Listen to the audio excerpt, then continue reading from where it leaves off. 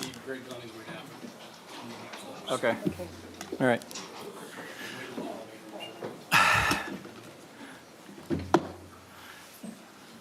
Okay.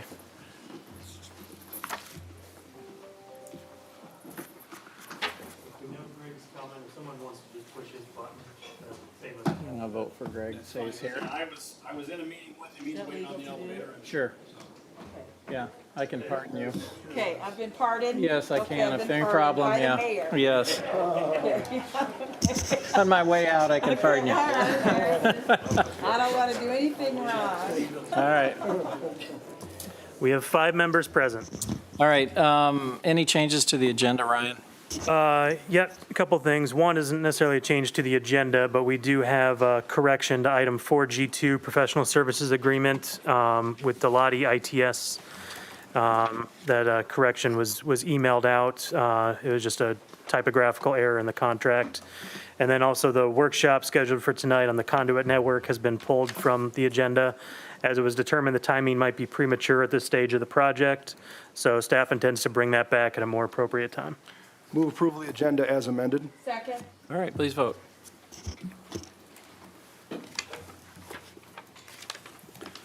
5 yes. All right, item 2 is citizens forum, which is the time for anyone in the audience that would like to address the city council on any item that's not part of item 6, public hearings, new business items in new business under 7, or any litigation. Ed, yeah, if you'd come to the podium and give us your name and address. I'm Ed Bowden, live at 6220 Brookview. I'm here to express my concerns and disappointment in the way that the conduit is being administrated. I'm real displeased with engineering for not holding the contractors to doing their work per the specifications. Have you visited with engineering, Ed? Yes. Okay, And they say they cannot do anything. They can't tell them how to do their work. okay. But we've got specifications here to say how it's supposed to be done, and they're not doing it.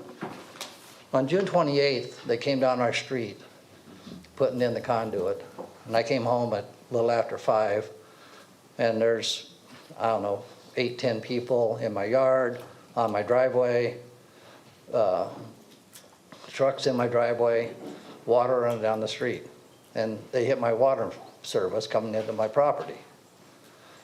You know, I walk up, the inspector from HDR met me, introduced himself, and said, we'll have this taken care of, we'll fix this, you'll never know that anything happened here. He says, we'll get it backfilled, we'll get it sodded, and make it all good. So I expected that to happen.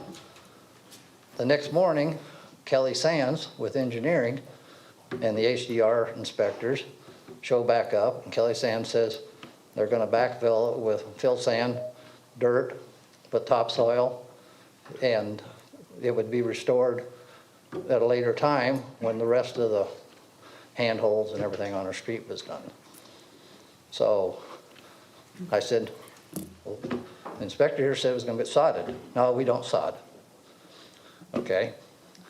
So he leaves. A couple hours later, the contractor shows up, starts throwing the slop back in the hole. Totally different than what I was told. It's like, call the inspectors, they come, stop the contractor, and it just, everything that has happened that I'm told, it's done different unless I hadn't been there to watch it. You know, in the specifications, it says that utilities are supposed to be separated by 1.5 feet, a minimum of 1.5 feet, or if it can't be, they have to do something. Well, the conduit, when they put it in, they run their bore tube right up underneath my water line that they had patched the night before. It rubbed it all the way to where they went to. They pulled it back. The conduit is basically laying crosswise on my water main. You know, okay. Specification says there should be some separation. I'm saying 1.5 feet isn't necessary, but they shouldn't have run the steel board tubes and drag it on my copper line. If that copper line fails, it's on the city. It's not on me. So, and then just the way they backfilled it, and like I said, that was June 28th. They said we can't seed it until mid-August. Fine, I understand that. Well, 1st September comes, nothing, don't hear anything. So I start calling inspectors. They said, yeah, they'll be here next week, be here next week. Well, then he came out in my driveway one day and said, they're gonna be here this week and fix yours. No, they didn't show up. Okay. Well, Ed, I mean, again, this is the first we're hearing about it, and obviously, they've been Well- around thousands of houses, and we've had some Yeah. remarkably few frustrated people, but I know anytime I've gotten hold of Brian, they've gotten it resolved in a day or two, so something doesn't sound right based on what you're Well, saying, so we'll ask Tom They and came out Brian to 10 get days to you. ago, and they told me that they were gonna dig it out, put 3 inches of topsoil in, and it'd be hydroseeded. The guy shows up, throws a bucket of topsoil out of his trailer, rakes it, and was getting ready to throw seed on it. And I saw him out there, and I said, whoa, wait a minute. That isn't what's supposed to be done. Call the inspectors, they come, they tell him, no, that isn't how it's supposed to be done. You know, it's irritating, it's frustrating. No, They went down the rest of my street, and a couple days later, threw a little bit of dirt and seed, and there's just seed laying on top of the ground. okay, well, we'll ask Tom and Brian to look into it, Ed. I know we paid extra money to have a lot better restoration than what you're describing. So if you've got information you want to share with Tom, I'll ask Tom to follow up with you on it. I Okay. appreciate it. Yep. Mine is done right, well, more or less right. They didn't hydroseed it, they threw some seed and they threw those little pellets on it. They were gonna go over to Come and Go and get a case of water to water it in. I says, I'll water it in. It's not really my responsibility to be watering to make the grass grow. All right, well, this is, probably the worst story we've heard by far. Yes. Of all the places, so something doesn't add up. But let Tom get into it for you, Ed. And, It's just, it says they're supposed to be put back to, the handholds are supposed to be put back to grade. Go look at some of them. Go look at the corner of 60th and Brookview, northwest corner. Look at the northwest corner of 63rd and Aspen. The box is probably 6 inches out of level. And what Mark Sands tells me is, well, we'll do a punch list and they'll have to do it right.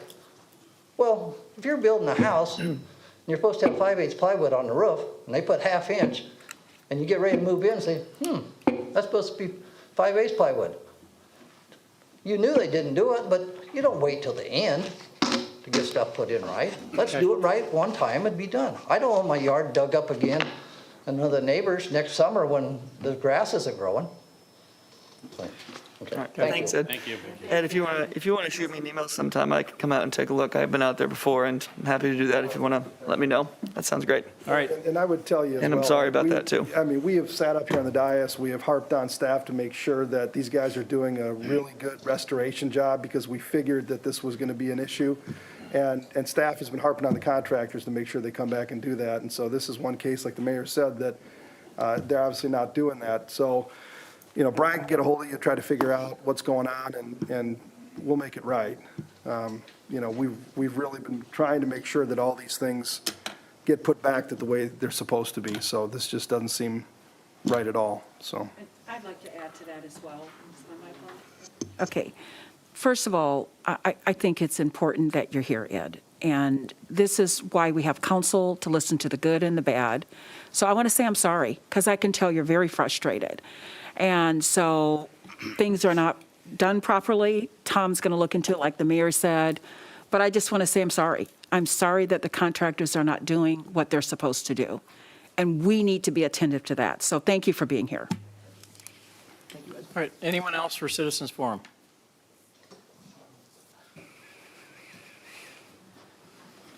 Troy Zlesnik, 2512 Meadow Lane, and to what I just heard, the good and the bad, I'm gonna add a little good. Apologies to Brett, I didn't get back to his email, but the corner is looking so much better. Something I didn't even well, I noticed, but I didn't mention last week nor any other time because I was talking about aesthetics. How do you document that? It's documented somewhere. But anyway, that corner is looking sharp, and we can now see the curb, which was good. really overgrown. But Brett and crew did a bang-up job, and I know there's still a little bit more to go, but he's explained, as I did read the email here just before I got here, that it's going to be a challenging route upstream, as that creek is actually, as I found out, is kind of privately owned upstream, like around 32nd Street. I noticed that the owners, that the property actually goes, the property lines go over that creek. So it'll be interesting to see what happens when that overpass or culvert gets replaced. It'll be a challenge, I'm sure, but thank you for that, and we'll be looking forward to seeing how things grow up next year. Okay, thanks, Troy. Thanks, Troy. Thank you. Anyone else for Citizens Forum? Okay, we'll move on to Mayor, Council, City Manager, and other entity updates. We'll start with the Polk County bond referendum presentation.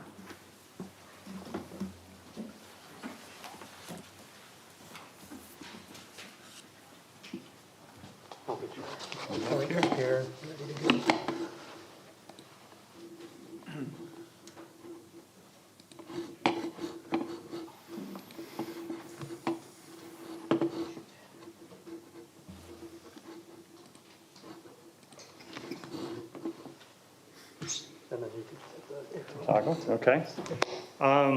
Thank you for the opportunity to talk to you tonight. My name is Rich Leopold. I'm the Director of Polk County Conservation. And we've been out and about talking to city councils, to potential partners and businesses and things like that, talking about an upcoming bond projects. So this is the quick and dirty right here.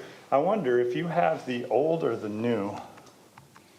You know what? Can I ask you to hook me up with the thumb drive presentation I have? I always come prepared just in case. So this is the old presentation.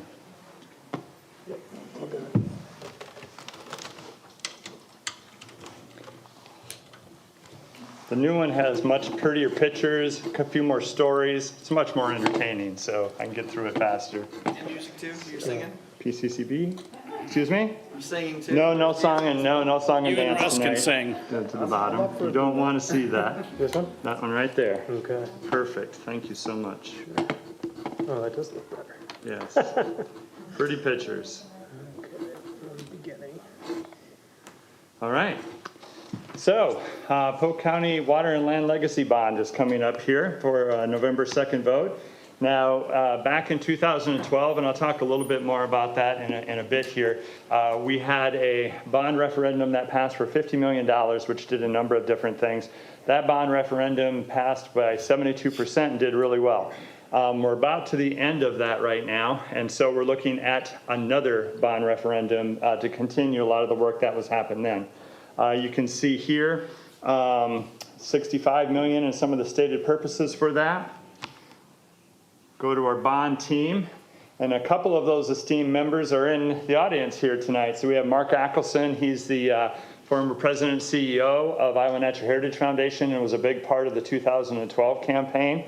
Tom Levis, also I believe West Des Moines. I know his business is here, if not his residence, and he was a longtime board member. So if you want to ask him about how that money was spent, he was a board member for the last 10 plus years. He knows that. Pat Bodie, who a number of different hats, was a former director of Polk County Conservation, former deputy director of the Iowa DNR, and about 10 different other incarnations. She's here tonight, Pat.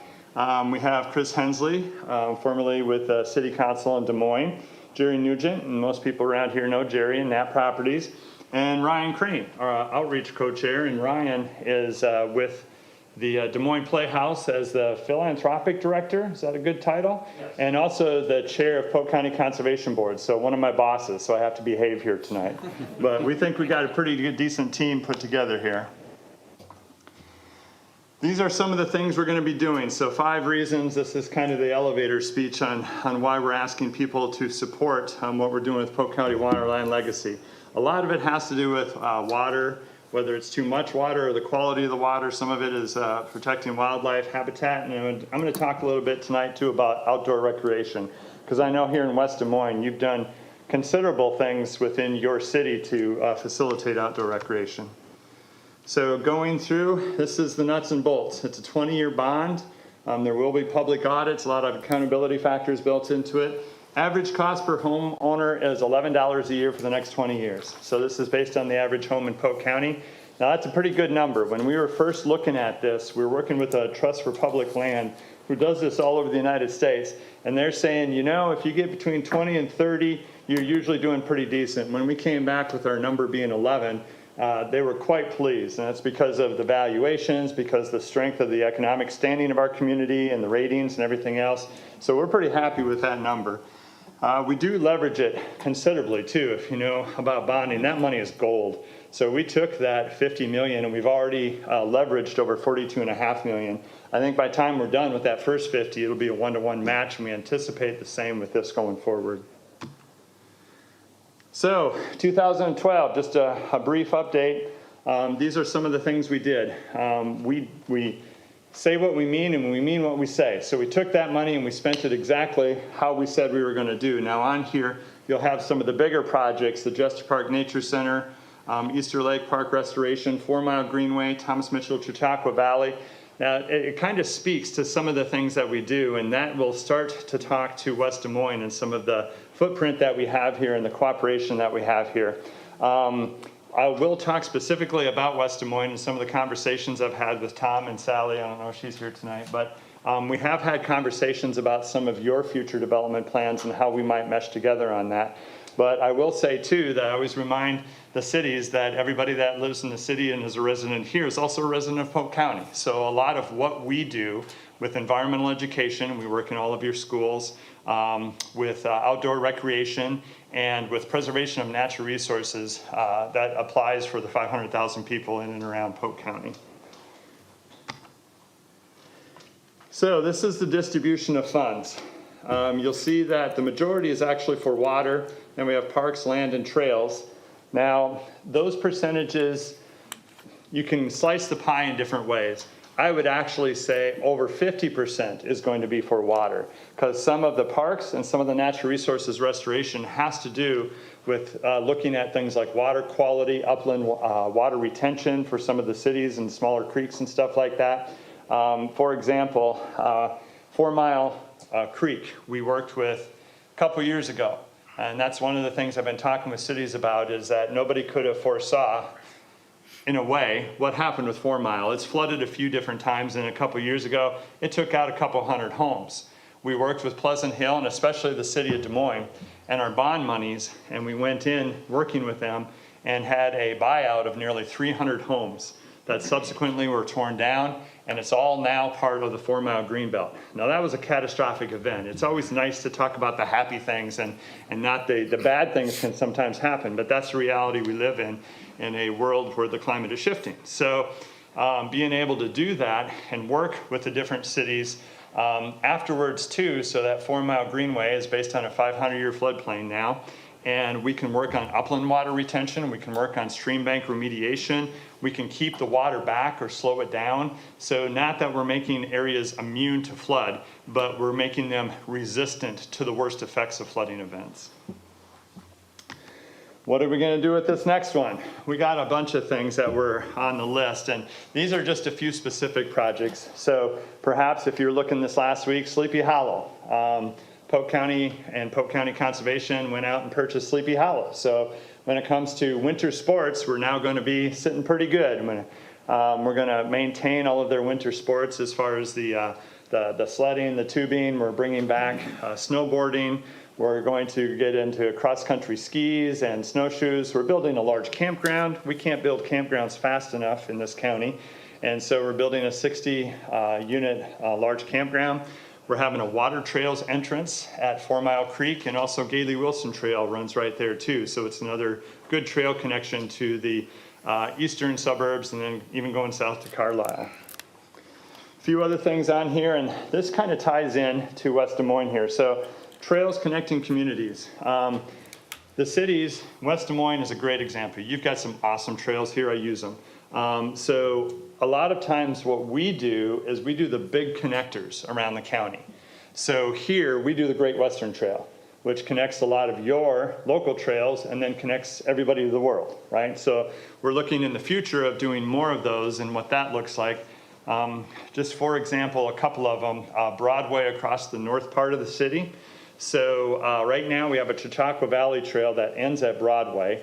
We're going to be bringing that clear across the north part of the city, all the way over along Broadway to Bridgestone Firestone, and then around the south side of Bridgestone Firestone, connecting that to Neil Smith. And there you can get to all points south, including West Des Moines. So a lot of what we do is looking at the big regional trail systems and how do we incorporate that, how can we do that. We've been talking with West Des Moines. It's been a long time dream to somehow connect Browns Woods, Walnut Woods, what you're doing north of the river, and the rest of the city. So I don't know what that looks like yet, and it might take 5-10 years to play out, but we're in conversations and how we partner on those types of things. The other one I want to mention on here is the Central Iowa Water Trails. So of this $50 million, 15 of it does go to Central Iowa Water Trails. $5 million is specifically for Polk County Conservation, and it's for our entrances and exits and the things that we're going to do. But the $10 million is not that we just sign off on it and then that's it. To use bond money, we have to own or manage it forever. So that $10 million is likely going to result in us operating one of the downtown facilities, whether it be on the Raccoon or the Des Moines, whether it's the Center Street project or the Scott Street project or something like that.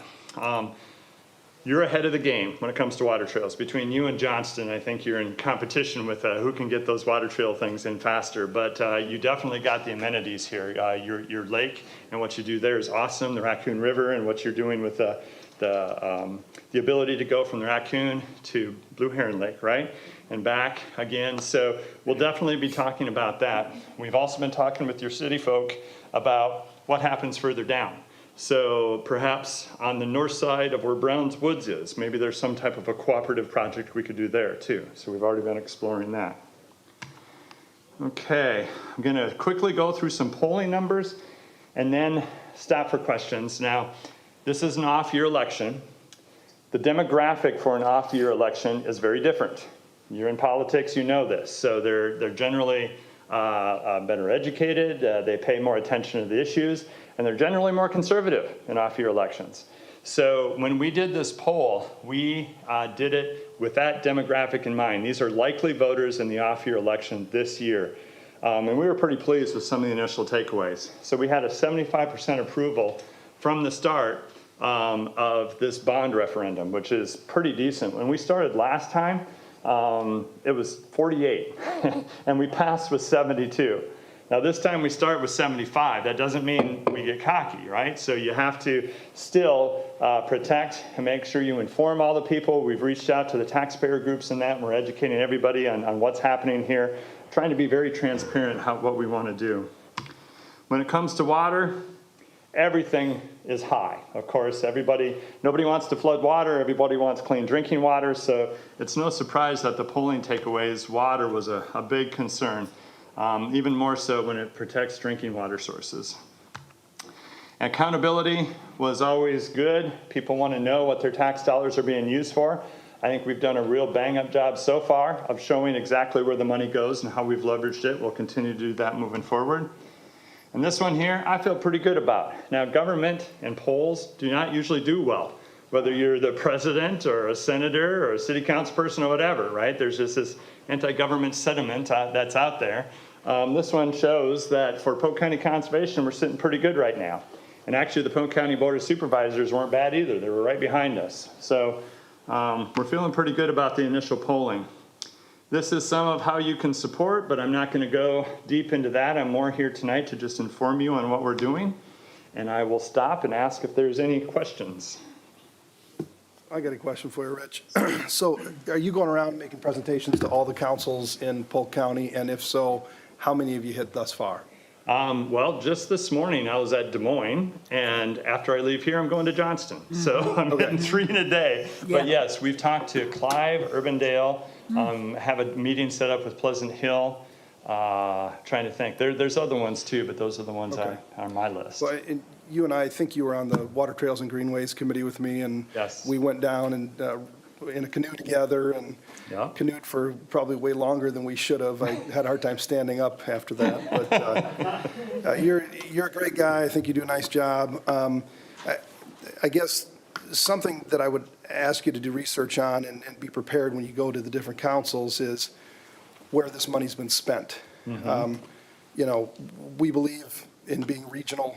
We think that's extremely important. You know, we're strong if Des Moines is strong. Des Moines is strong if we're strong. Right. Waukee builds off our strength, and so on and so forth. We understand that. But, you know, looking at those first projects, it looks like almost all of the money was spent in the city of Des Moines. So- Maybe that's the way it was skewed there. Okay. West Des Moines footprint, Browns Woods. So we spent a good $500,000 in Browns Woods, increase of 232% usage, and then Great Western Trail, the extension. So I guess I would just say, as you're going forward, you might start getting questions about how that money has been spent and how the future money is going to be spent and where it's being spent. And both in the past and the future, it looks like the large majority of the funds are spent in the city of Des Moines. And we all have a lot of regional amenities, whether it's us or Johnston or Clive or Urbandale, Windsor Heights, you name it. We want to be supportive, but I would encourage you guys, and it looks like, I don't know if these are set projects and you've got set ballot language or what, but I know that was a question last time. It's still passed. I think it's going to be even more of a question this time. And again, understand the regional nature of things, want to be a regional player. We understand how important that is. But, you know, there are other cities besides Des Moines, sure, yep. so.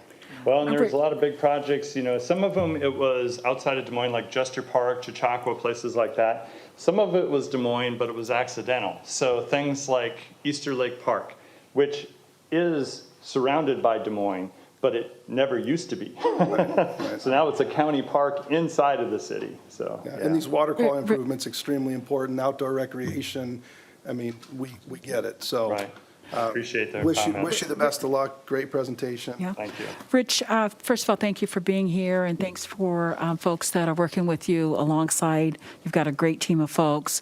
Wonderful presentation. I saw this presentation, I think, when you did it to the Capitol Crossroads as well. Okay. So what are you doing to get the word out to the, you know, to the folks outside of City Council? You don't have lots of people that attend City Council meetings. Maybe there are more that are watching, you know, on the airways, but getting to, how are you getting to Yeah. the folks that are going to be at the ballots and at the polls That's a great to question. talk? So, because I think you have to do some really deep outreach to have people understand We do. what's in it for them. And we have, if anybody knows Mark Langen in that group, that's Yeah. who we're working with this time, and they were in charge of the last one Yeah. too. So there is a marketing campaign that is picking up just now. It's been the behind-the-scenes soft campaign until this point.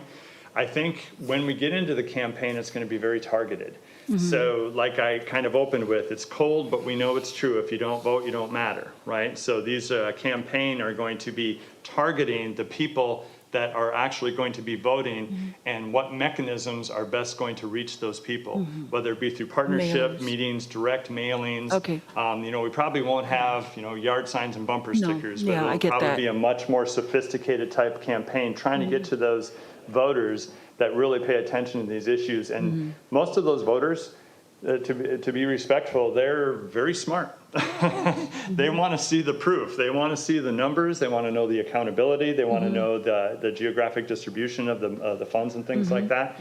So I believe that's some of the general guidance that we're taking as we approach this. Okay. And Thank you. Rich, I saw the presentation Friday at a Greater Des Moines Partnership Economic Development Board meeting. Okay. And one of the impetuses was the corporate fundraising to get enough funds to actually run this campaign. Can you update us on where that is? We're pretty close. Okay. So they had set an initial target, and last I knew, they were right around 85% of that target. I got a couple other people tonight. Does that sound like a correct number? I see. it's actually closer to, 85, yeah. Okay, all right. Well, and we're glad you're talking with Sally and Tom on what projects and how they can impact West Des Moines. I know when we went out with the local option sales tax, one of the big selling points for us was our 5 waters projects, which is a huge initiative. And our residents overwhelmingly supported raising their own sales tax, in part because of what they could see these quality life water projects are. So I know it's hugely popular in West Des Moines. It's going to help us if we have a better understanding of how this $60 million is also going to dovetail with everything else we're doing here to support our residents. Part of our challenge is we're in 4 counties, so we can't ignore the other ones.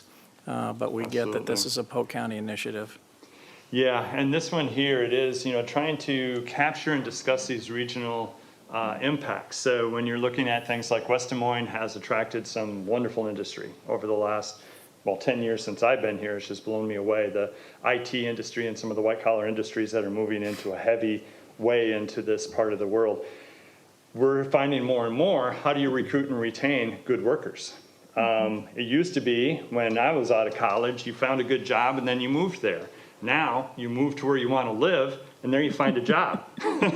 So things like water trails and skate parks and recreational trails for bikes and all of that are incredibly important just to attract, recruit, and retain a good workforce. So we are also really cognizant of those types of issues. And we found that projects that are not astronomically expensive actually generate a ton of activity, i.e. the boathouse at Raccoon River Park. Yeah, I'm jealous of your boathouse. For a couple $1 million, now, that's a lot of money, but in government, that's not a lot of money. You have thousands of people down there renting boats and doing things. And so one of the nice things about some of these projects is a relatively small amount of money from government projects goes a long way for our residents. I totally agree. When you look at the Raccoon River and some of the water trails activities that are going to take place along the Raccoon, I think you're going to see usership skyrocket. I think you're going to have major concessions that are going to be interested in moving in, liveries and things like that. So We just need to get it cleaned up. I've talked to a lot of people who said, I'm not going to let my kids in there until they get the water cleaned up. So there's a, right, wrong, or indifferent, there's a perception about we love all this stuff, but I'm not sure I want to get my kids in that water yet. So we need to, everyone's trying to figure out how do we get that And done. this will help with that, right? it will. And and I know I'm taking a lot of your time, but to that point, we've been doing intensive water quality monitoring for 2 years now. So we asked the water trails came to us, Polk County Conservation, and said, can you say it's safe? And it's like, well, give us a whole bunch of money and we'll tell you what's out there. So they gave us $250,000 for 2 years now. We've been studying and we're looking at turbidity and E. coli levels. We're looking directly for human pathogens. We've been looking for all of these different things. At the same time, we're working with DNR and EPA and others on doing risk assessment profiles. So it's different if you're going to be floating on the water or if you're going to have kids playing around looking for a frog or if you're doing full immersion swimming. And it's different at different water levels, whether it's high, low, somewhere in between. So we've been doing these risk assessment profiles, trying to capture what that water quality is and what that means to the potential user. So it means one thing to Des Moines Water Works, it means another thing to a paddler who doesn't want to paddle in chocolate milk, and it means another thing to a kid who might be swallowing water. So we have been doing a lot of work with that issue, and I believe that this is part of the answer, that once we really start assessing these waters and tell the truth on what needs to happen, that's going to strengthen our case for better water quality. Great. Well, thank you. Sorry. I just want to say thank you for the presentation. Thank you for all your hard work and for the entire team. Really appreciate your hard work. I think I already know the answer to the question, but I think I'm the only one up here on the dais who lives in Dallas County. And your aforementioned comment about people who are coming to a place to live, think about the growth of Dallas County over the last 10, 20 years and how this stuff is incredibly important to them as well in a lot of ways. So I think I already know the answer, but I assume you're working with Dallas County Conservation Board and other regional county boards so that as the process continues, connections can be made. I assume that's happening. Yeah, you're absolutely right. And you have this unique city that's kind of over 4 counties. So Mike Wallace and I, Jim Lichty, and now he's not there and somebody else is down in Madison County, but we work a lot on regional trail systems and regional planning for environmental education and things like that. So absolutely. Okay, great. Thank you. Thank you. All right, we have, sorry. Yeah, I just had one question for him. In light of all this conservation and restructuring, I think about the Raccoon River, for example. You got houses going all up and down the road down there. Where are you going to tell the trails? And then eventually, I would assume you already considered all that. But I've been on these meetings to know that it seems like houses are cropping up all over the place, and there's no place for the animals.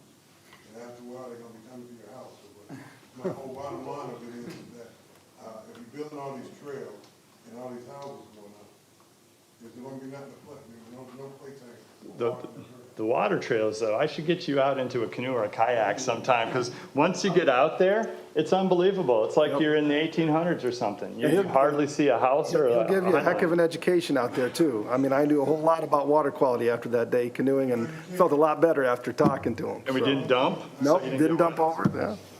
Well, and Mr. Allen, you're the next one that gets to share with us, but we Thanks have so much, Rich. we have a trail plan, so we're making sure that development's not going on top of where the future trails are. Yes. So I don't want you to lose any sleep over that one. We got that covered. So welcome. We appreciate you coming and sharing with what's going on at the VFW. Well, thank you for your time. My name is Gregory Allen, commander of VFW 8879. I have a quick question. Who's all veterans here? Okay, have you deployed? No. Okay, so all those that deployed are eligible to be a VFW member, so I'm doing my sales pitch right up front. But VFW, Veterans of Foreign Wars. One of the, a lot of things people don't know about the Veterans of Foreign Wars.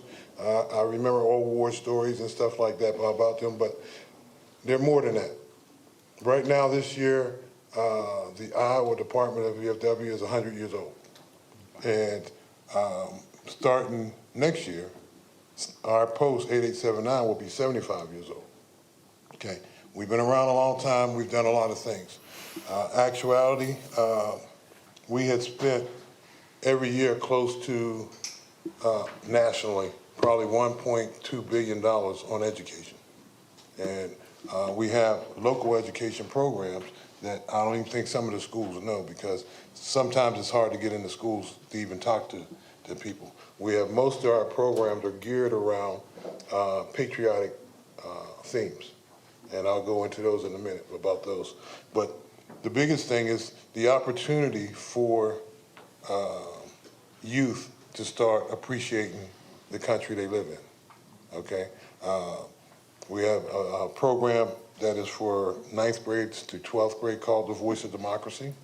And what that is they have they have to put an essay together and also do a little video of themselves and submit that in. It can go from local posts to district to state, and then also from state to national, okay? If somebody makes it all the way to national, they can win $30,000 scholarship. Plus, they'll have a paid trip to either DC if there's no COVID, or wherever they're going to decide to have the national. Like they had changed it to Kansas City this last year. Excuse me. That program is very successful. The ending date for it, or the deadline, is October 31st. And I think one of the problems, and I've been talking to them about that, but it's one of the first scholarships on the list of scholarships. So a lot of kids don't wait till, they wait till January to start looking for scholarships. So that one's already passed by the time they get ready to look at it, okay? You also have a Patriots Pen program, where that's another essay. Oh, by the way, the theme, let me put this down. I forgot to tell you the theme of the Voice of Democracy so you get an idea. The Voice of Democracy theme this year, and it's a theme every year, different theme every year. America, where do we go from here? That's the theme that they got to write on for this year, okay? Again, the deadline's the 31st. Then you have the Patriots Pen, which is for 6th, 7th, and 8th graders. And with that, the deadline is still October 31st, but they only have to write an essay, which is 300 words, no more than, no less than 300, no more than 400. And that doesn't include the title. So you can't count the title as part of the work count. But that theme is, how can we be a good citizen, good American, I'm sorry. How can I be a good American? And that's the theme for this year. And what I've done already is send it to some of the schools already, to the principals, and they're supposed to get it to their English teachers or social studies teachers. I've had one last year that she apparently did it as a class project, and got a lot of students out of that, and we won some first place. And each post has its own first, second, and third place, and they have to send at least one to each division, or one up and then that person can move forward from there. So even if they write it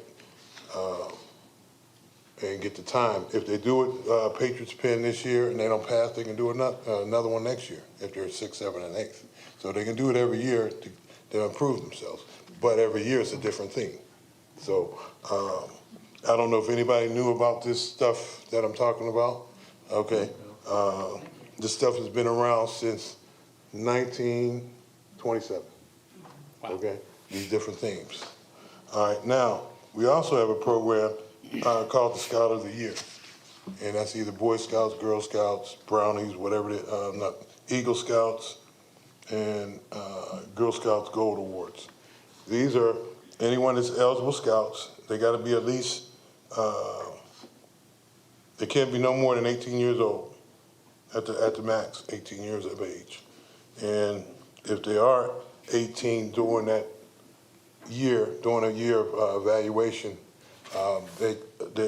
they will still be considered until they're finished, okay? That deadline is March 1st. So if you know some scouts, you can direct them there. And I forget what the award is for that, but it gets a lot of recognition. It's just almost like the Eagle Scout program. Anybody's familiar with the Eagle Scout program within the Eagles. Okay, then the other part of the VFW is what we call this auxiliary. The auxiliary is let me put it this way, it's any one of the family members of an eligible veteran to go to the VFW. Now, with 2 exceptions. The aunt and the uncle does not qualify, but everybody else qualifies. Grandparents, grandchild, so on and so forth. So they can belong to the auxiliary. And in belonging to the auxiliary, we work hand in hand with the VFW and the auxiliary work hand in hand.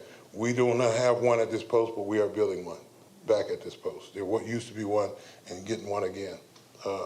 Hopefully, before December, we'll have one going, because we're already recruiting in that way already. So what the auxiliary does, they have their own separate program for education. And that is for, it's an art project that somebody can do for 9th to 12th graders. Now that deadline is go to March 1st. And so they got a longer time period to work on their little art project. They can do it a 2-dimensional or a 3-dimensional art. And so even with that, they can win, if it goes all the way to national, the first place winner wins $33,000. Now that $33,000 or even the $30,000 on the Voice of Democracy would be direct, not paid to the student, but paid to the college that they're going to. So, you know, they would know they got $30,000 in the schoolwork. Outside of that, we do a lot of things in the community. We have been very vocal and physically doing a lot of things within the Western Des Moines community. Our posts, every year we have a Christmas and Thanksgiving baskets that we put together for residents, selective residents that have issues with some difficulties getting the Christmas and stuff together. We also put in there, I think it's either $50 or $100 gift card. So if we miss something in that little basket, they can go to the store and pick that up, okay? Every year we have a golf tournament, and the proceeds from that helps our homeless veterans. And it seems like it's very successful because I think they had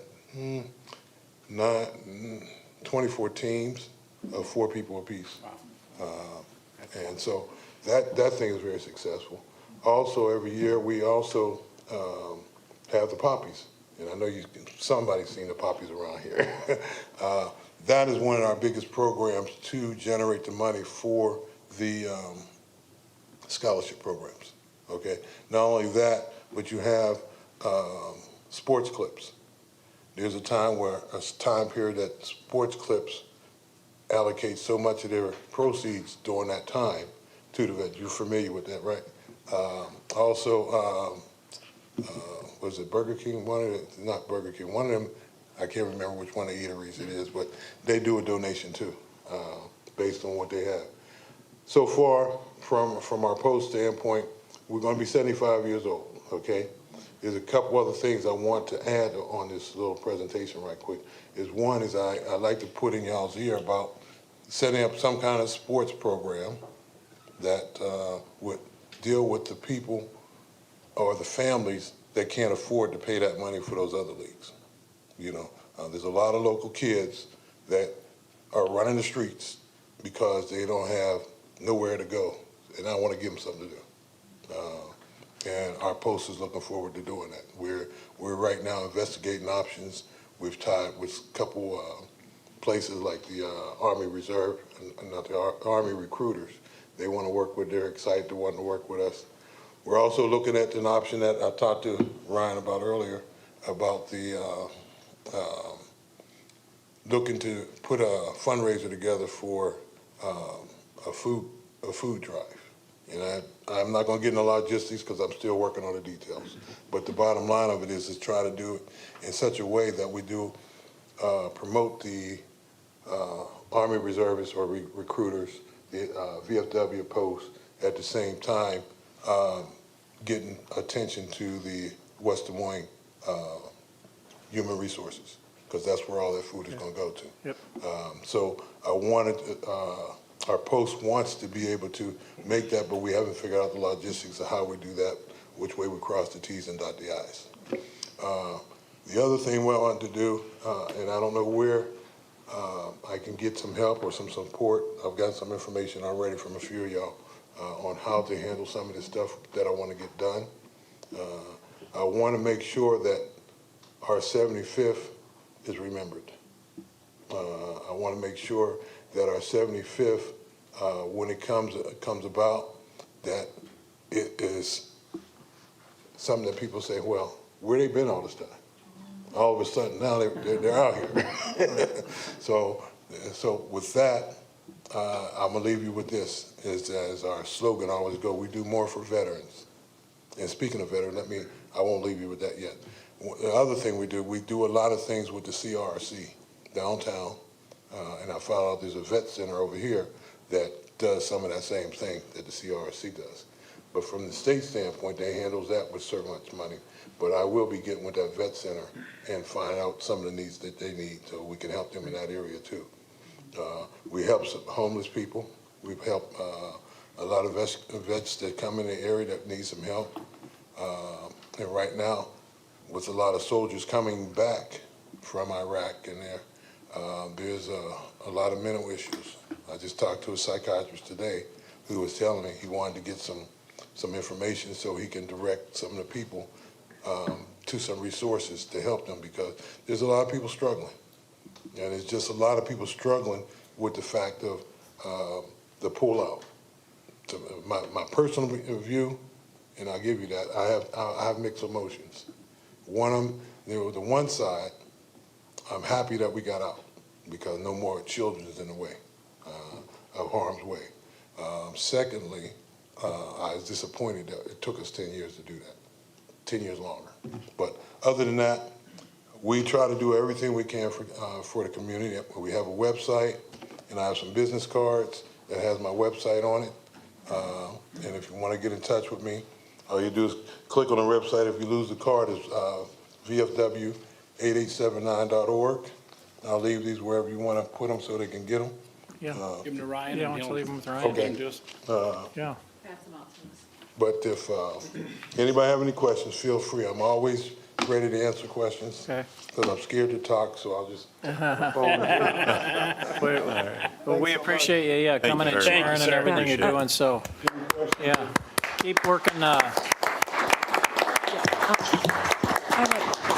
think the best source for us right now is our Human Services Department, because Okay. obviously their full-time efforts are trying to help people in need, so I think let's make sure you keep working with them. Yes, Obviously, we feel strongly about our veterans with Veterans Parkway and all the yes. public art and the folded flags and everything else, so it's a big priority of ours as well, so we appreciate getting to meet you and having you come in, Well, and thank you. we need to do a better job with working together.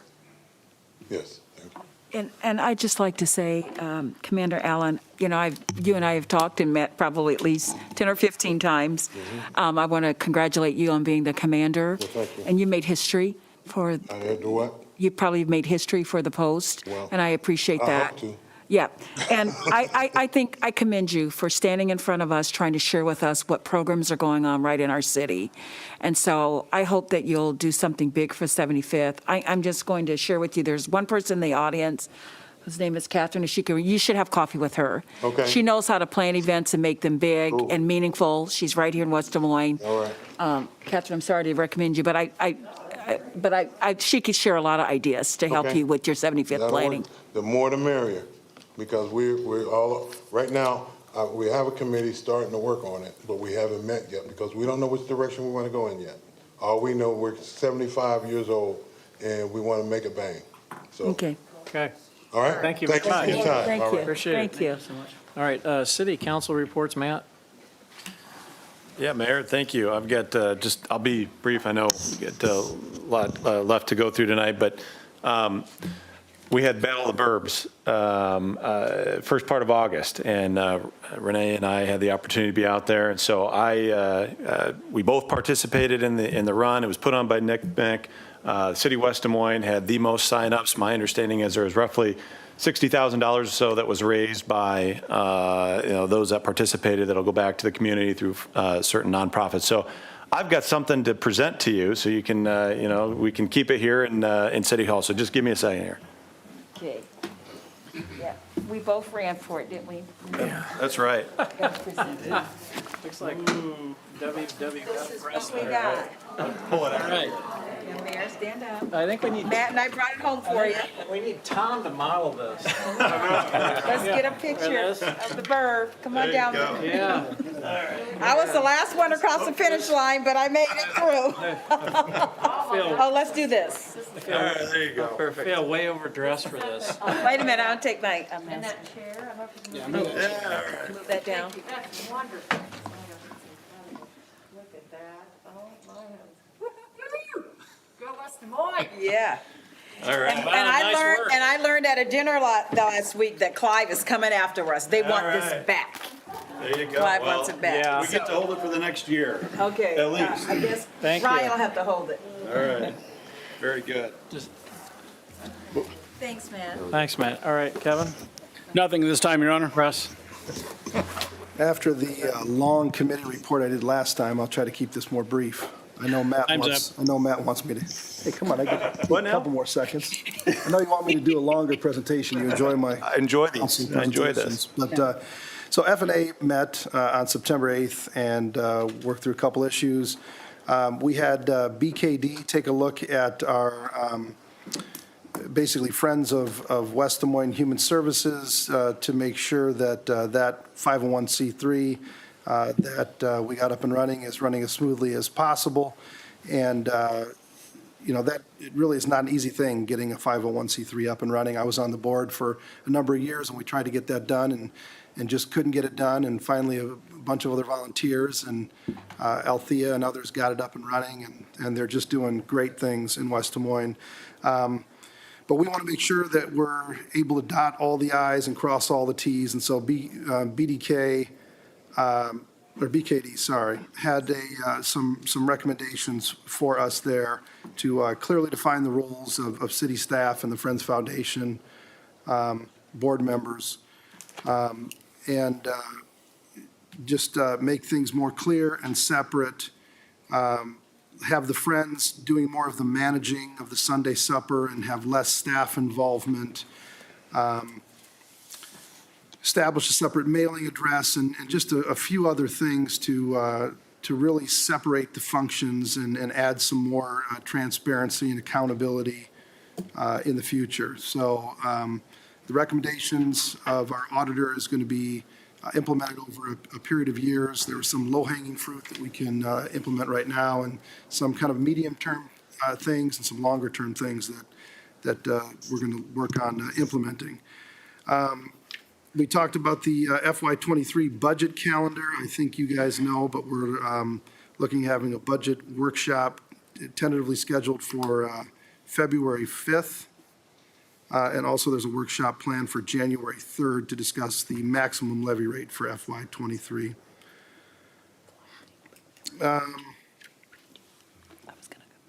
that's about all that we had from F&A. So that concludes my report. Okay, Greg? Thank you, Mayor. Just a couple of things. Some great events coming up in West Des Moines on the next couple of Saturdays. So please, for LumaFest and Raccoon River, that's really exciting. We just had a community compliance meeting, and we are looking at finding a way to enclose some of the dumpsters that are just outside. Just sitting there, because those are technically a violation of city code. So we're going to be working with the businesses down at Valley Junction to see if we have an opportunity to make it look a little bit nicer, because there's a dumpster sitting out on the side of the street. It's probably not the best look. So we're going to be working on that and working with the Junction Committee, working with Historic Valley Junction, working with everybody to see if we can find a good solution there. So that's coming up, and that's our most recent community compliance subcommittee meeting, and that's all, Mayor. Okay, Renee? Thank you, Your Honor. I just would like to share a couple of things. Had the opportunity to go to the First Responders Breakfast, and fantastic. It was a great opportunity to be there to honor our first responders. And I know that this was the third annual event of that source, but when we get all the first responders together in one roof, you don't know who's doing tickets at that time because everybody's at the breakfast. But anyway, it was very, very nice. And I want to thank the Chamber for putting that on. And we certainly enjoyed it. And it was just a phenomenal speaker, Very inspiring, very motivating. Was an athlete, but ran over a hurdle and lost his leg. His leg was amputated for an injury for going over a hurdle. But he really talked about it, and it was really something else. He showed it, and I was like, oh my gosh, you had to close your eyes. But he talked about persevering through all those odds. It was just phenomenal. And how the first responders helped him get through that tragedy in his life. But turned out not to be a tragedy because he's using it all for the good. We, as elected officials, go out there and we participate in cutting a lot of ribbons, and I have made a commitment to try to make sure that I shine a light on some of the smaller businesses that we go out and do. And this was a women-owned, minority-owned business at 7300 Westtown Parkway called AM Training Institute, and they are a fully accredited CNN training school.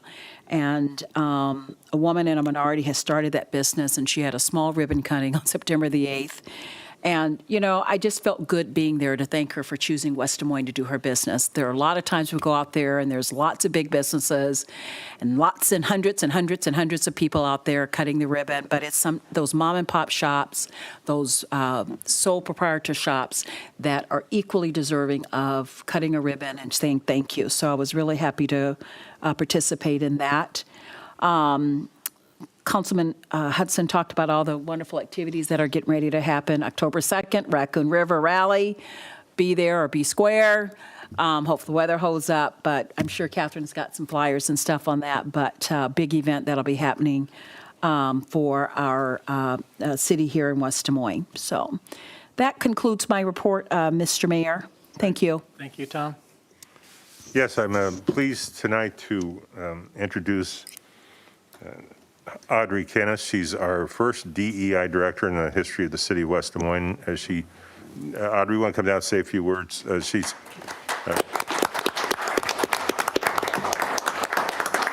has a great experience in education that it's going to help move us forward and continue to help move the city forward. So, Audrey, just a few words, and then I told her we'll give her some time to get her feet under her before she comes up with a grand program. So Yeah, a couple more days. Right, I'm counting them. Well, thank you very much, and I really appreciate this opportunity. I'm excited to work with the council, the mayor, our directors, and all our city staff and employees to ensure that our policies, practices, and procedures really meet the diverse needs of our community.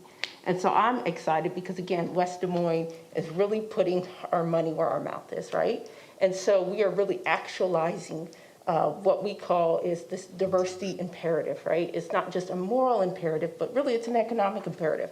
And so as we look to try to be the leaders and continue to be a regional leader, we know that DEI is critical to ensuring that we have a diverse community that we can leverage their skills and talents. So I am really excited to be here and to be able to work in this role. You know, as I pull from my planning background and my DEI experience as a practitioner and as an educator, I think this is a way that we can create really those welcoming and inclusive and vibrant communities. And so I look forward to working with you all of you, and everyone here, you know, as we move forward together to develop that shared mission and vision together. So Great. thank you. Yep. If you have any questions, feel free to reach out to me. I got my email officially today, so I do have an official city email address, so feel free to reach out or send any questions that you may have. Well, welcome, and Yes, welcome. thanks for wanting to help us. Thanks for being part of I'm the team. excited for this Yep. opportunity. Great. Take care. Okay. We're excited for you. Do we know, is there another city in Iowa with a DEI director? I mean, when I get a chance Des Moines to, has one that's, doesn't, yeah, but okay. it's through their Human Rights Commission. I thought Not as we were- good as I thought Audrey. we were the first one to actually create a director position for it, but, That could be. yeah, okay. Well, good for West Des Moines. Item 4 is a consent agenda. We'll make Ryan part of the record, the MediaCom's letter today objecting to items 4K1 and 4K2, which we'll pull. But with the exception of those two items, is there anything else that any council member wants to pull? 4J3. 4J3, okay. Can I move the rest of them, Kevin? I'd move the remainder. Second. All right, please vote.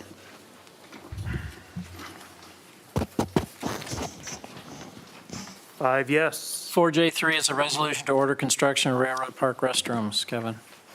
Well, I'm glad to see these finally coming to fruition out here. That I've been talking about this for a long time, and I'm glad we're finally moving forward with it. Kaibo's down on our Main Street area is not what the vision of West Des Moines should look like, so I'm glad we're moving with this. But I do have a question for Sally.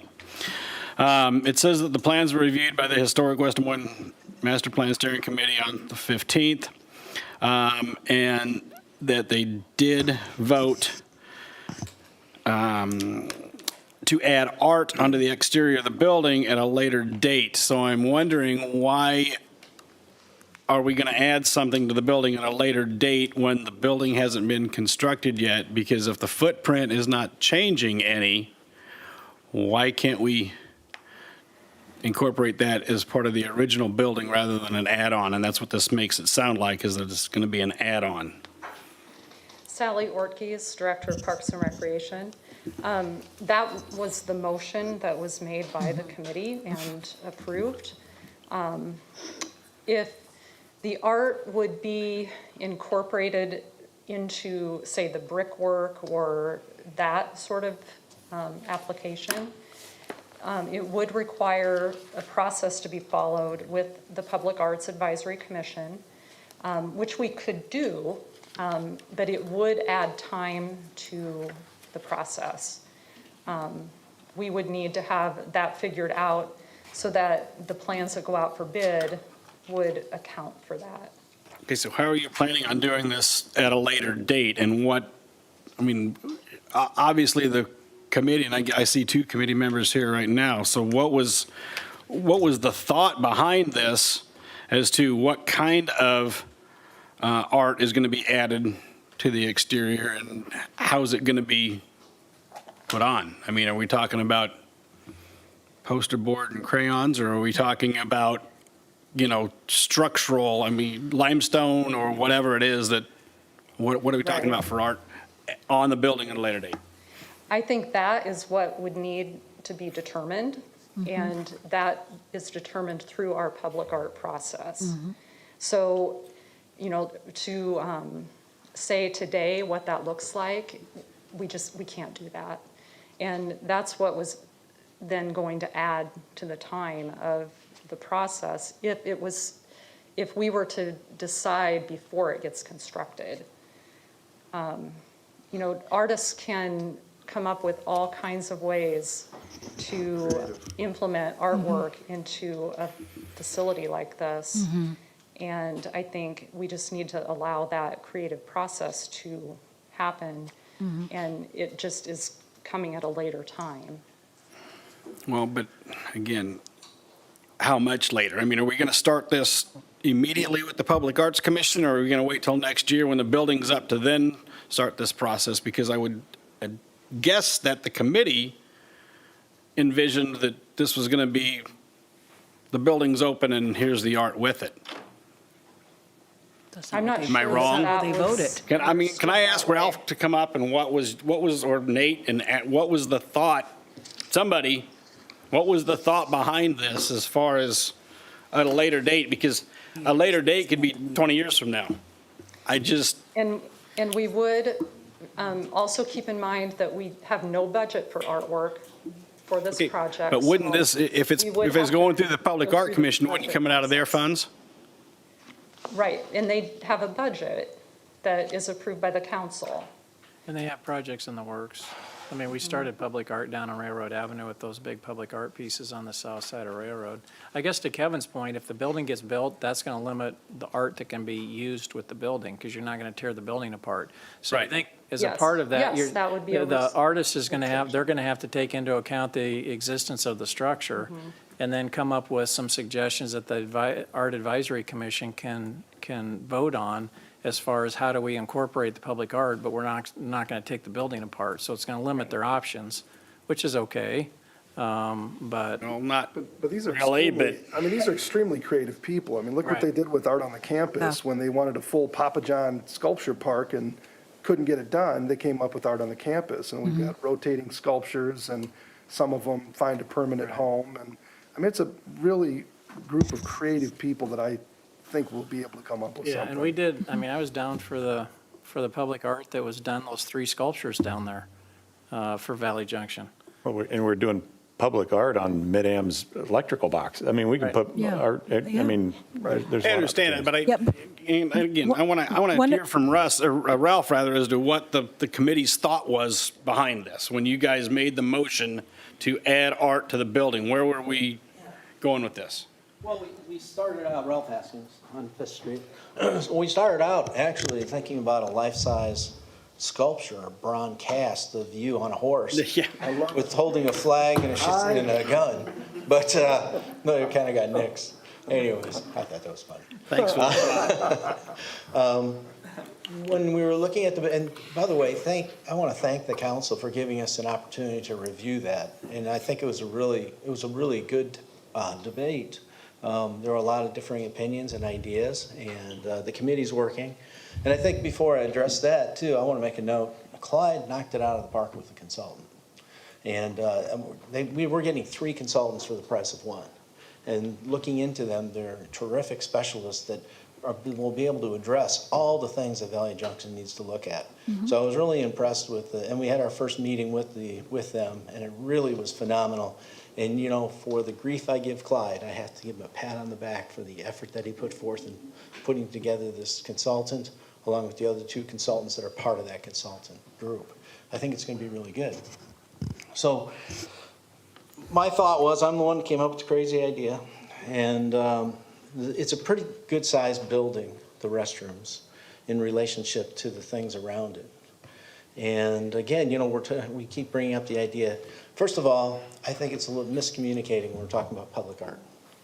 Because really what I was really talking about was the idea of doing something that would highlight the historic area. And my thought process was that we would use the Public Arts Council and the historical group to work together to come up with some ideas of imagery that can be represented in the building. And it's not complicated. I mean, you know, I'm a contractor. It's not complicated. What I'm looking at, or what I was thinking at the time, this is me personally, were limestone reliefs like they have up at Iowa State that are set right into the brick and then go around, you know, and they highlight a few things. It could be antiques, it could be the railroad, it could be something of historical significance. So like when you walk into the restroom area, there's a vestibule, and there's 2 walls on both sides that are just kind of mundane. We could put a couple of reliefs there. Just something so when people are driving down there, they're not looking at a state fair bathroom. And it represents something in our tradition of what we have that has historic relevance, so people can be aware of the fact. Railroad, could be, I'm learning a lot about history in West Des Moines, the wooden racetrack that they talk about. It could be the antique stores, you know, when they were really running around doing that. And all it's going to take, it's going to take some money to do that, but we have an ample supply of that.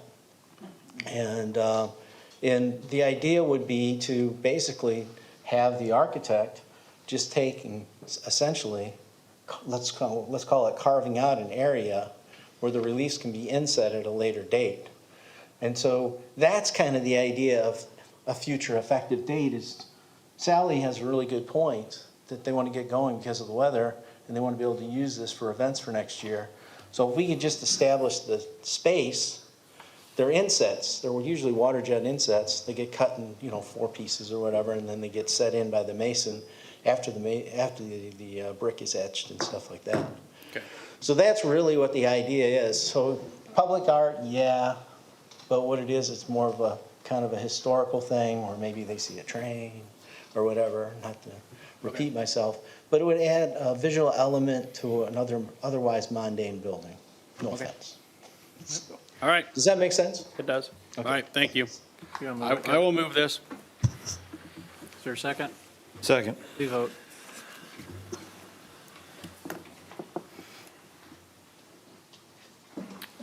Five yes. Okay, we need a motion to approve 4K1 and 2. So moved. Second. All right, please vote. Mayor, I'm going to be abstaining from this. Okay. 4 yes, 1 abstention due to potential conflict of interest. Item 5, old business, 5A, Jordan Creek Business Park, north side of Village View Drive between South 60th Street and South 64th Street, amend the Jordan Creek Business Park specific plan ordinance to designate and regulate high-density residential within development parcel C. Todd Reuter, this is an ordinance for the third reading, final adoption. There are no changes. Move consideration of third reading. Second. Questions or comments? All right, please vote.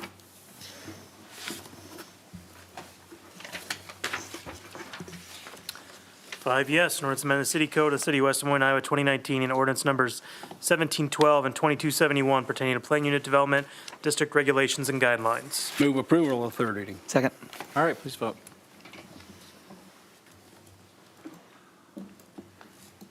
Five yes. All right, item 5B, Holiday Park Baseball Improvements, Phase 6A, Maintenance Building Renovation, City Initiated. This is a resolution to award the contract. Move approval. Second. Questions or comments? All right, please vote.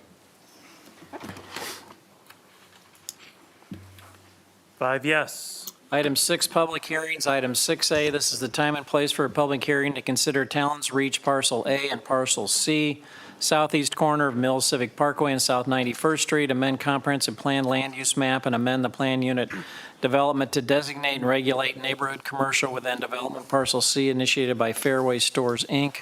Ryan, would you please read the date the notice was published? September 3rd, 2021, in the Des Moines Register. Have we received any written comments? The Planning and Zoning Commission, by a vote of 6 yes, 1 was absent, adopted a resolution recommending approval of the comp plan amendment and PUD amendment.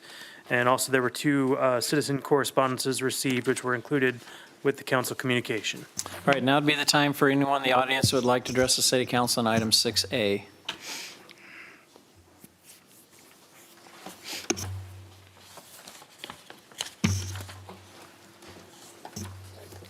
Okay. Hi, I'm Marilyn Mueller, and my address is 8820 Mill Civic Parkway, living at the intersection of 88th and Mill Civic Parkway.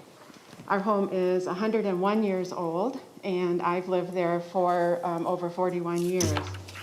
And you know, it's been a wonderful place to live. And in essence, it's the old part of Waukee and the new part of West Des Moines.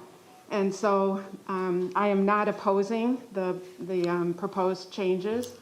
I think that, you know, we do have to worry about the tax base for a community that is as well-designed as West Des Moines.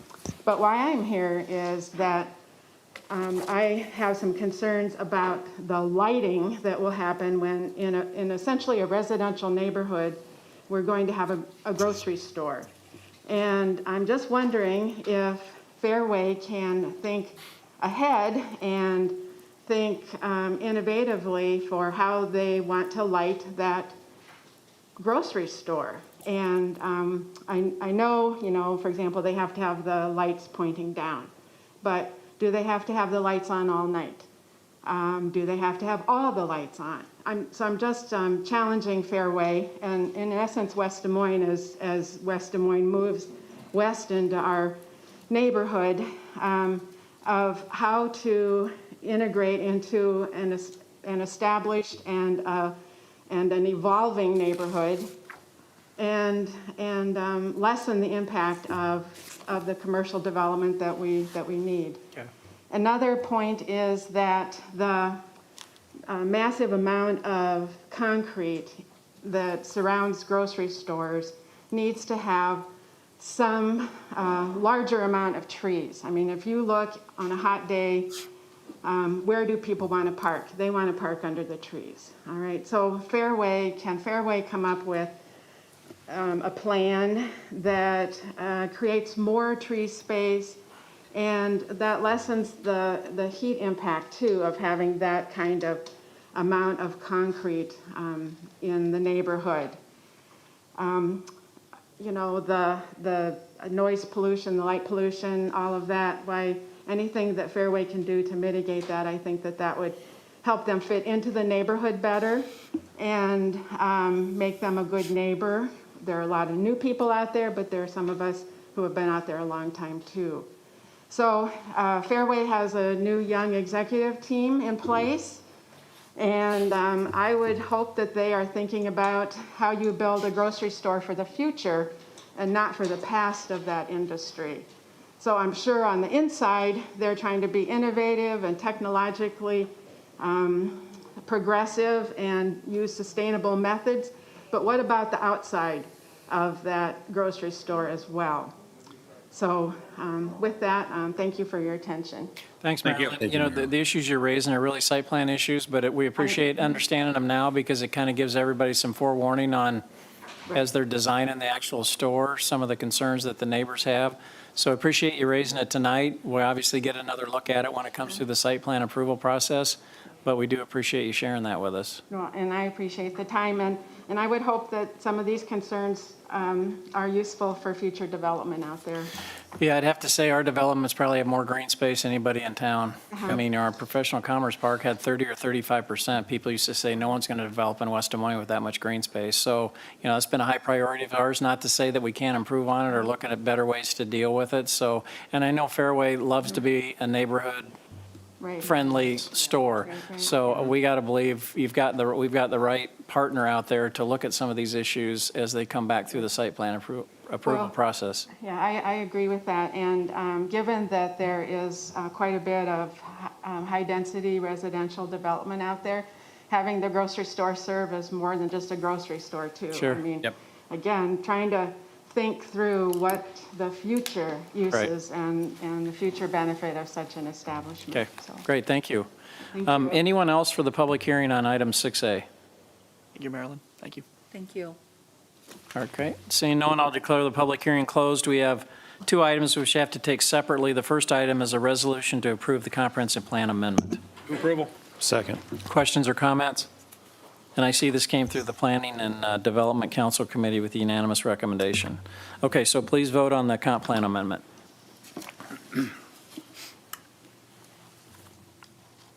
5 yes. Okay, item 2 is the first reading of the ordinance. Move consideration of the first reading? Second. Questions or comments on the ordinance? Yeah, just thinking about this and looking at the map. I guess maybe an engineering question. As Mill Civic gets closer and closer to being widened, 91st Street jogs over. Is there going to be stoplights at both 91st Streets? Because I'm wondering how people are going to get in and out of this future grocery store. That was kind of the question that I had while looking. And I think Brian's on the phone, but. Yep, I am on the phone. Brian Hemestat, city engineer. I don't know the answer to that question, but that's something I can get to you. My gut's telling me there definitely will not be signals at both of them, and I don't believe there is at either of them, if I recall correctly. So that might be incorrect, but I can check with Eric and Jim and let you know. Sure thing, Brian. Yeah, I'm going to pretend I'm Brian right now. Lynn Tweet, Director of Development Services.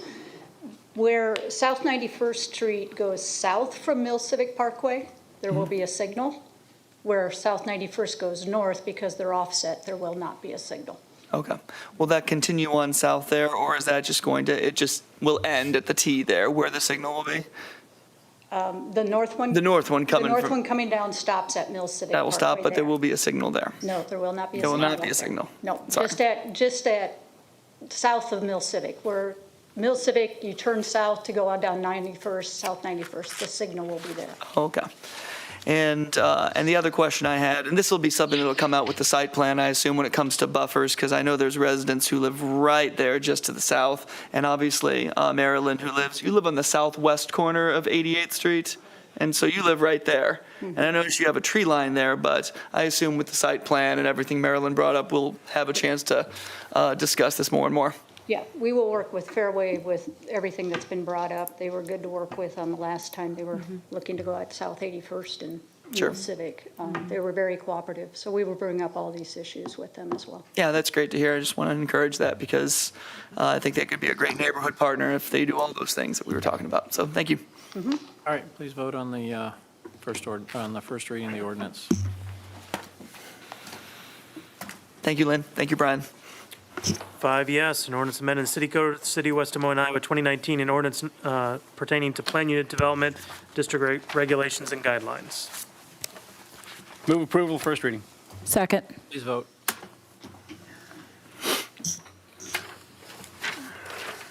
5 yes. Item 6B, I need to turn that over to Mayor Pro Tem McKinney because this involves R&R Realty Group, my employer, and a project at Three Fountains Office Park. Great. Yep. Thank you, Mayor. This is a time and place for a public hearing to consider Three Fountains Commercial 4502 to 4900 University Avenue, amend the plan unit development to modify building setbacks and signage allowed within the PUD initiated by Shops at Three Fountains LC. Ryan, could you please read the date the notice was published? September 3rd, 2021, in the Des Moines Register. Have we received any written comment? The Plan and Zoning Commission, by a vote of 5 yes, 1 abstaining, and 1 absent, adopted a resolution recommending approval of the PUD amendment. Okay, now's a time for any comments from anybody here on item 6B. Please come to the microphone and give your name. Okay, call the. You want to check if anybody's on the line? Sure, yes. Anybody on the line, you hit star 6, I believe, to mute and unmute for item 6B. Yes, no? All right, we'll declare the public hearing closed, and we've got a ordinance for approval of its first reading. Move approval of the first reading. Second. Second. Okay, please vote.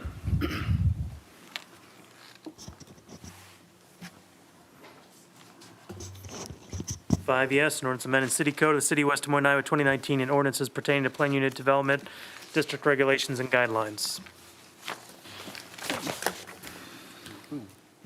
Move approval. You got to move approval. I said move approval. Second. All right, please vote. One quick question. So thinking about the traffic around Chick-fil-A in the afternoons and in the mornings, it looks like it's just to the north of Barnes & Noble, so this could be a question for maybe Brian, maybe Lynn, I don't know. But I assume it's far enough away because if you've ever been to that Chick-fil-A during lunchtime, it's pretty nuts. So I assume Scooters is far enough away that when we look at the traffic, it's not really going to be an issue.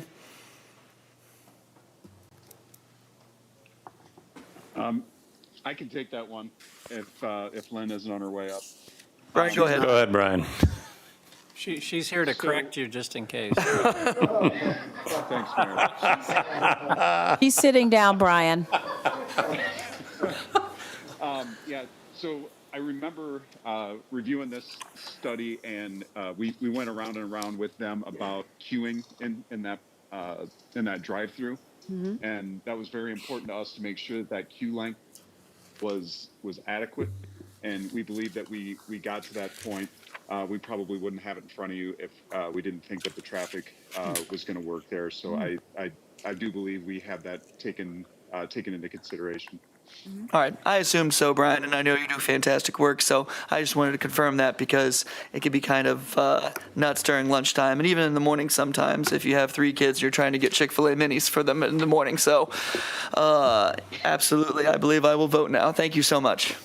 You had the right answer, Brian. I'd suggest, Yeah, Lynn's not coming up. I suggest you serve Fruit Loops. Fruit Loops. Yeah. 5 yes. All right, item 6C, this is the time and place for a public hearing to consider amendment to City Code Title 9 zoning, modify regulations pertaining to penalties, fences, and canopies initiated by the City of West Des Moines. Ryan, would you please read the date the notice was published? September 3rd, 2021, in the Des Moines Register. Have you received any written comments? The Planning and Zoning Commission, by a vote of 5 yes, 1 no, and 1 was absent, adopted a resolution recommending approval of the ordinance amendment.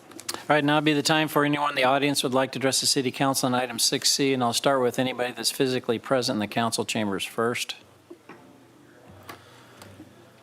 All right, seeing no one, is there anyone on the phone that would like to address the council on item 6C? Okay, hearing no one, I'll declare the public hearing closed. It's an ordinance for the first reading. It came through Development and Planning Council Committee with unanimous recommendation. There are no issues. Move consideration on first reading. Second. Questions or comments? All right, please vote. 5 yes, an ordinance amending the City Code of the City of West Des Moines, Iowa, 2019 by amending Title 9 zoning, Chapter 1 entitlements, process and procedures, Chapter 10 performance standards, and Chapter 14 accessory structures. Move approval of the first reading. Second. All right, please vote.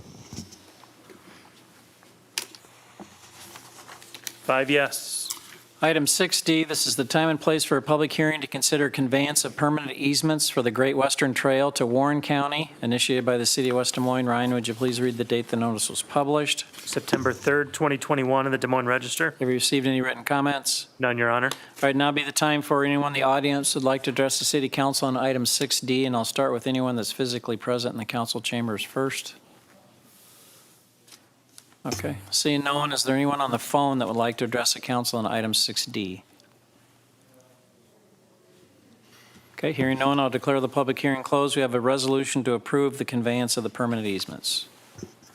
Move approval. Second. Questions or comments? All right, please vote.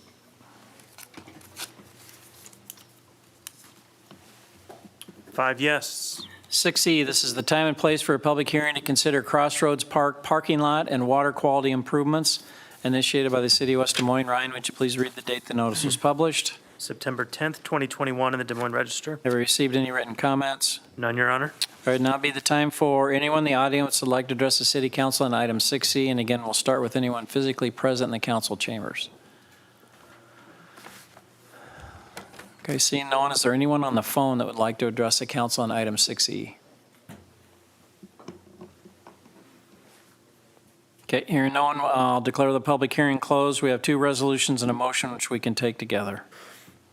Move approval. Second. Questions or comments? Yeah, I just had one question. The residents who live just to the west of 50th Street, there's those townhomes that are, again, I don't have the addresses, just north of Crossroads Park and just west of 50th Street. I remember talking to them about a year ago about all of that water drainage that's happening, and there were some troubles there sometimes. It wouldn't flood their homes or anything, but there was a lot of concern. Is this just going to mitigate so much of those problems that have existed there for a while? And Sally is coming up, Brian, in case you wanted to know. Yes, Sally Ortiz, Director of Parks and Recreation. Brian may be able to speak more towards the impact on the townhomes, but I do know that all of these water quality improvements that we're doing can only help the situation. We are trying to collect as much water in the park and keep it in the park, get it to infiltrate instead of run off. So, anytime we can do this sort of thing, just helps. Thank you, Sally. All right, please vote. Thank you. 5 yes. Item 7, new business. Item 7A, Grand Ridge Plat 1, west end of Grand Ridge Drive. Approval of final plat to create 7 lots for single-family development, 1 outlot and 1 public street lot, Lowry Company LLC. It's a resolution to approve and release the final plat, and there are no outstanding issues. Move approval and release of the plat. Second. Questions or comments? Okay, please vote.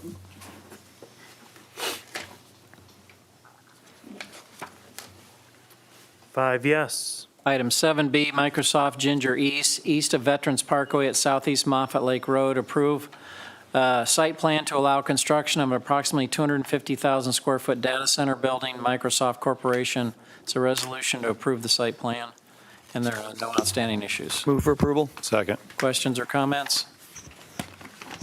All right, please vote. Five yes.